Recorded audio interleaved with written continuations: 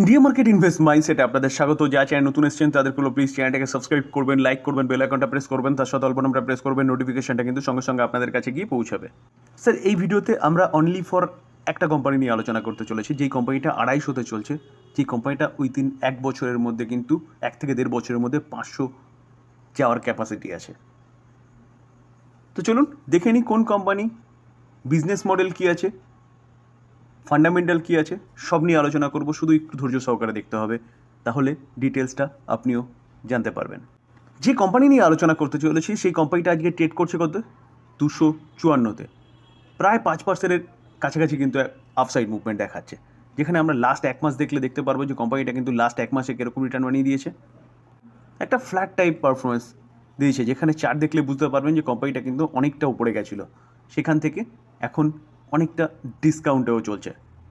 দেখলে দেখাবে, দেখুন কোম্পানিটা প্রায় 9% মতন কিন্তু একটা ডিসকাউন্টে চলছে। কোম্পানিটার ইন্ডিভিজুয়ালি পড়ার পিছনে কোনো কারণ নেই। কারণ কি? কারণ হচ্ছে প্রফিট বুকিং। দেখুন, আমরা যদি লাস্ট 6 মাস দেখলে দেখাবে কোম্পানিটা কিন্তু লাস্ট 6 মাসে এতটা পড়ার পরে 53% রিটার্ন দিয়েছে। তার এতটা রিটার্ন দেওয়ার পরে কিছুটা তো কারেকশন হবেই স্যার, এটা স্বাভাবিক জিনিস, যেটা কিন্তু আগেও আমরা দেখেছিলাম। দেখুন এই জায়গায় দেখলে দেখাবে কোম্পানিটা কিন্তু এই জায়গাতেও একটা 8-9-10% মতন কিন্তু একটা কারেকশন দিয়েছিল।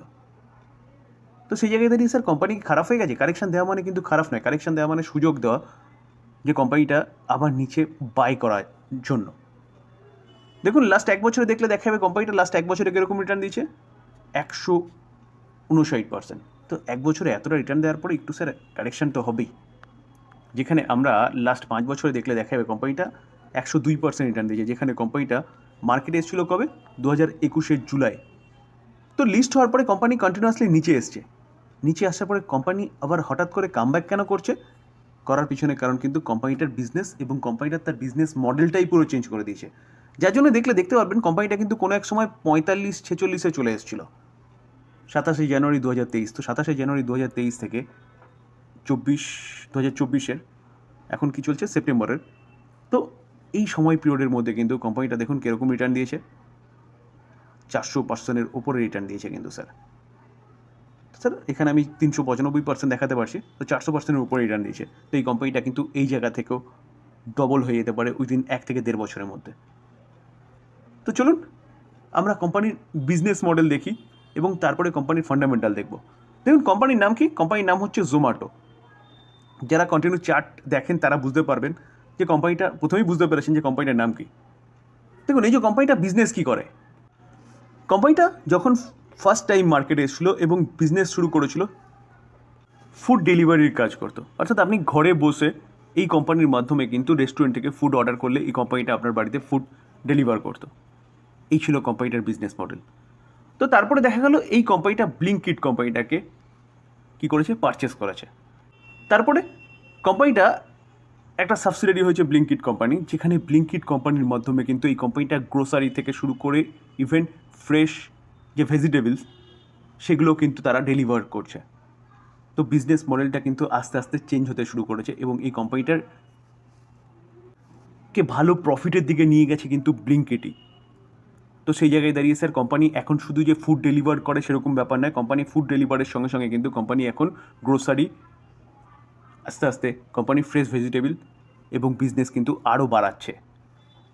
কিছুদিন আগে আমরা আরেকটা জিনিস দেখেছিলাম, কিছুদিন আগে বলতে 28শে আগস্ট 2024 আমরা দেখেছিলাম যে জোম্যাটো এই কোম্পানিটা কী করেছে, পেটিএমের এন্টারটেনমেন্ট এবং টিকিটিংয়ের যে বিজনেস, সেই বিজনেসটাকে কী করেছে, অ্যাকুইজিশন করেছে। তো স্যার এই জায়গায় দাঁড়িয়ে কিন্তু এই জোম্যাটো কোম্পানির বিজনেস আরও বাড়তে চলেছে। তো স্যার বুঝতে পারছেন তো কোম্পানিটা কীভাবে তার বিজনেসটাকে আস্তে আস্তে এক্সপ্যান্ড করছে এবং কোম্পানি কিন্তু এখন ভালো প্রফিটেবল কোম্পানিতে পরিণত হয়েছে। তো স্যার এই কারণে কিন্তু কোম্পানি লাস্ট 1 থেকে 1.5 বছরের মধ্যে এতটা ভালো মুভমেন্ট দেখিয়েছে। দেখুন কোম্পানিটার মার্কেট ক্যাপ কততে পরিণত হয়েছে 2.22 লাখ করোড়। তো স্যার ব্রোকিং হাউসরা কিন্তু এই কোম্পানি নিয়ে তাই বুলিশ, কারণ কোম্পানি একের পর এক বিজনেস অ্যাকুইজিশন করছে এবং বিজনেসটাকে বাড়াচ্ছে, এবং বাড়াচ্ছে শুধু না, সেখান থেকে প্রফিট ভালো জেনারেট করছে। দেখুন জেপি মর্গান একটা দিগ্গজ ব্রোকিং হাউস, তারা কিন্তু এই কোম্পানিকে নিয়ে বুলিশ এবং এই কোম্পানির টার্গেট দিচ্ছে কত, 340। তো কারেন্ট মার্কেট প্রাইস থেকে কিন্তু অনেকটা ওপরে, আজকে চলছে 254। স্যার বুঝতে পারছেন তো কোম্পানিটা কীভাবে কাজ করছে, এবং তাই জন্য ব্রোকিং হাউসরা কিন্তু কন্টিনিউয়াসলি বিভিন্ন ব্রোকিং হাউস এই কোম্পানিকে পজিটিভ রেটিং দিচ্ছে এবং টার্গেট ওপরের দিকেই দিচ্ছে। যেখানে জেপি মর্গান আগে কি টার্গেট দিয়েছিল, আগে 208 টার্গেট দিয়েছিল এবং মেনটেন রেখেছে ওভার ওয়েট রেটিং, যেখানে এখন 340 টার্গেট দিচ্ছে। তো স্যার এই কোম্পানিটা কিন্তু আপনি রাডারে রাখতে পারেন লং টার্ম ইনভেস্টমেন্টের জন্য। দেখুন স্যার, আমি রাডারে রাখার কথা বললাম, আমি কিন্তু একদম বাই রেকমেন্ডেশন দিচ্ছি না যে আপনি এখনই গিয়ে বাই করে নিন। আপনি বাই করার আগে নিজে ফার্দার অ্যানালাইসিস করবেন, যেটা এই ভিডিওটা হয়তো আপনাকে কিছুটা হেল্প করবে। তো চলুন এবার আমরা কোম্পানির ফান্ডামেন্টাল কী আছে সেটা একটু দেখে নিই। স্যার আমরা যদি কোম্পানিটার রিজার্ভ দেখি, দেখলে দেখা যাবে কোম্পানির কাছে রিজার্ভ কত আছে, 21,907, যেটা আগে বছরে 19,900 ছিল এবং 5 বছর আগে অনলি ফর 601 ছিল। তো 601টা আস্তে আস্তে কোথায় এসছে, 21,907। তাহলে কোম্পানি রিজার্ভ বাড়াচ্ছে, মানে বিজনেস কন্টিনিউয়াসলি বাড়ছে। দেখুন কোম্পানি যদি লং টার্ম বোরিং দেখি, দেখলে দেখা যাবে দেখুন লং টার্ম বোরিং শূন্য, এবং শর্ট টার্ম বোরিং দেখলে দেখা যাবে শর্ট টার্ম বোরিংও শূন্য, অর্থাৎ কোম্পানি কিন্তু পিওরলি ডেট ফ্রি কোম্পানি। আমরা যদি ক্যাশ অ্যান্ড ক্যাশ ইকুইভ্যালেন্ট দেখি, তাহলে ক্যাশ অ্যান্ড ক্যাশ ইকুইভ্যালেন্ট দেখলে দেখা যাবে কোম্পানির কাছে কিন্তু 459 কারোর মতন ক্যাশও রয়েছে। তো ব্যালেন্স শিট কিন্তু ফাটাফাটি ব্যালেন্স শিট বা 5 স্টার ব্যালেন্স শিট বলতে পারেন। আমরা যদি কোম্পানির রেভিনিউ দেখি, দেখলে দেখা যায় দেখুন 5 বছর আগে 2485, সেটা 1845 2021-এ কমেছিল। তারপরে দেখুন সেটা 4100, 5500, 7500। তো কোম্পানির যে রেভিনিউ অর্থাৎ বিজনেস কন্টিনিউয়াসলি বাড়ছে বলতে পারেন। আমরা যদি কোম্পানির প্রফিট দেখি, দেখুন 2020-তে মাইনাসের প্রফিট ছিল 2451, তারপরে সেটা 21-এ কী হয়েছে 886, 886টা 22-এ 1098, তারপরে দেখুন 23-এ কোম্পানি প্রফিটের স্বাদ পেয়েছে এবং সেই প্রফিট 116 হয়েছে, 116 থেকে কিন্তু 1371। তাহলে কোথায় কোম্পানি লস মেকিং কোম্পানি ছিল, সেখান থেকে কোম্পানি এখন প্রফিটেবল কোম্পানিতে পরিণত হয়েছে। তো প্রথমে এই কোম্পানিটা কী করছিল, তার বিজনেসটাকে ছড়ানোর কাজ করছিল, প্রফিটের দিকে জোর দেয়নি। তো বিজনেস একবার সেট আপ করে ফেলে এখন কিন্তু কোম্পানি প্রফিটের দিকে জোর দিয়েছে এবং ভালো প্রফিট করছে। তার পাশাপাশি কোম্পানি কিন্তু কন্টিনিউয়াসলি তার বিজনেসটাকে বাড়িয়ে যাচ্ছে। স্যার আমরা যদি শেয়ার হোল্ডিং প্যাটার্ন দেখি, তাহলে জুন 2024 প্রোমোটার 0, অর্থাৎ প্রোমোটার বলতে কিন্তু কেউ নেই। তাহলে স্যার কোম্পানির প্রোমোটার নেই মানে স্যার কোম্পানি খারাপ? একদম নয়।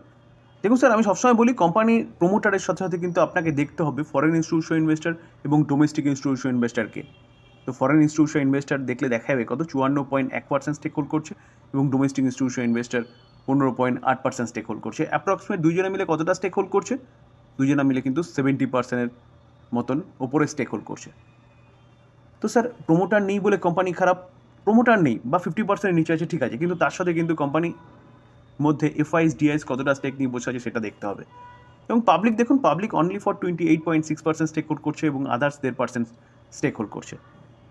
তো স্যার এতটা কেন foreign institution investor domestic institution investor invest করছে? তারা কি পাগল? একদম নয়। দেখুন স্যার, আমরা যদি ইনস্টিটিউশন ইনভেস্টার দেখি, দেখলে দেখা যাবে দেখুন মিউচুয়াল ফান্ড 12%-এর উপরে স্টেক হোল্ড করছে, 12.5%-এর উপরে স্টেক হোল্ড করছে। 34টা মিউচুয়াল ফান্ড আছে, তার মধ্যে কোটাক আছে 1.5%, মতিলাল ওসওয়াল আছে 1.32%, আইসিআইসিআই 1.29%, নিপন 1.10%, ফ্র্যাঙ্কলিন 1.02%। এবং foreign portfolio investor 44.02% stake hold করছে, 1131টা ফরেন পোর্টফোলিও ইনভেস্টার রয়েছে। গভর্নমেন্ট অফ সিঙ্গাপুরকে দেখলে দেখা যাবে দেখুন 2.02% স্টেক হোল্ড করে রয়েছে। ক্যাম্পস 1.90% স্টেক হোল্ড করে রয়েছে। দেখুন Canada pension plan investment board 1.33% stake hold করে রয়েছে। Kuwait investment authority fund 1.28%, Vanguard total international stock index fund 1.08% stake hold করে রয়েছে। তো এইভাবে দেখলে দেখা যাবে কিন্তু প্রচুর ইনভেস্টমেন্ট ফরেন ইনস্টিটিউশন থেকে এসছে, যেখানে government pension fund global 1.02% stake hold করে রয়েছে। তো স্যার কেন হোল্ড করে রয়েছে? দেখুন ইন্স্যুরেন্স কোম্পানিকে দেখলে দেখা যাবে যে 2.18%, 18টা ইন্স্যুরেন্স কোম্পানি রয়েছে, যেখানে ফরেন ডিরেক্ট ইনভেস্টমেন্টও রয়েছে প্রায় 8%-এর কাছাকাছি, 12টা রয়েছে।